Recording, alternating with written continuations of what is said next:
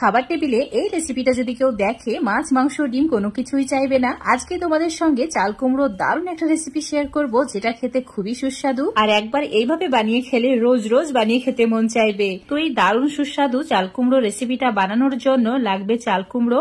আমি এখানে নিজের প্রয়োজন বুঝে ছোট সাইজে চাল কুমড়োটা নিয়েছি, তোমরা এর চেয়ে বড় নিতে পারো। প্রথমে চাল কুমড়োর খোসাটাকে ছাড়িয়ে ভালো করে ধুয়ে নিতে হবে, তারপর ঠিক এইভাবে বড় বড় টুকরো করে কেটে নিতে হবে। আর একটু মোটা রেখে কাটবে, খুব বেশি পাতলা করা যাবে না। এখন সামান্য পরিমাণে নুন আর হলুদ দিয়ে ভালো করে মাখিয়ে নিতে হবে। নুন হলুদ মাখানোর পর সঙ্গে সঙ্গেই ভেজে নিতে হবে। তো এটা ভালো করে মাখিয়ে নেওয়া হয়ে গেছে।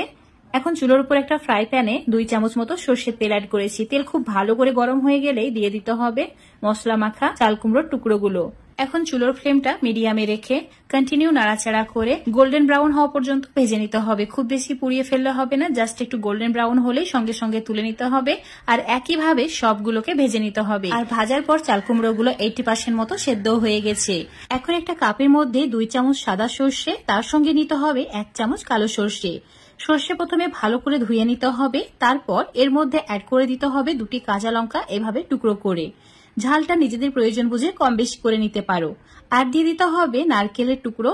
কয়েকটি নারকেলের টুকরো অ্যাড করে দিয়ে দিচ্ছি সামান্য পরিমাণে জল। একদম মসৃণ করে পেস্ট বানিয়ে নিতে হবে।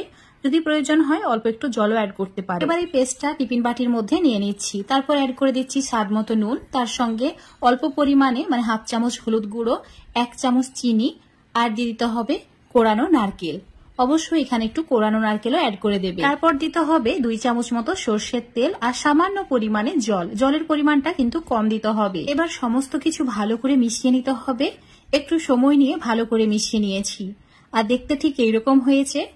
এবার এর মধ্যে অ্যাড করে দিতে হবে ভেজে রাখা চাল কুমড়োর টুকরোগুলো। ভেজে রাখা চাল কুমড়োর টুকরোগুলো যেহেতু 80% সেদ্ধ হয়েই আছে, তাই জলের পরিমাণটা কমই দেবে। এবার উপর থেকে সামান্য পরিমাণে কোরানো নারকেল দিয়ে দিতে হবে আর দিয়ে দিতে হবে 4টি আধচেরা কাঁচা লঙ্কা।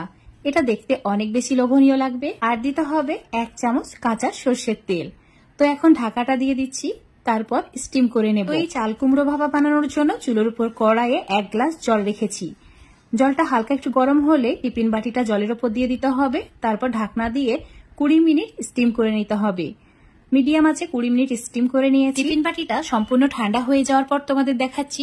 দেখতেই পাচ্ছ কত বেশি লোভনীয় হয়েছে।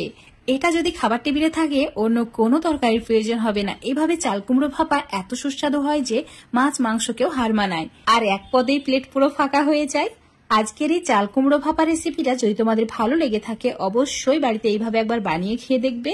তারপর লাইক শেয়ার কমেন্ট করে দেবে। যদি ফেসবুক পেজ থেকে রেসিপিটা দেখো,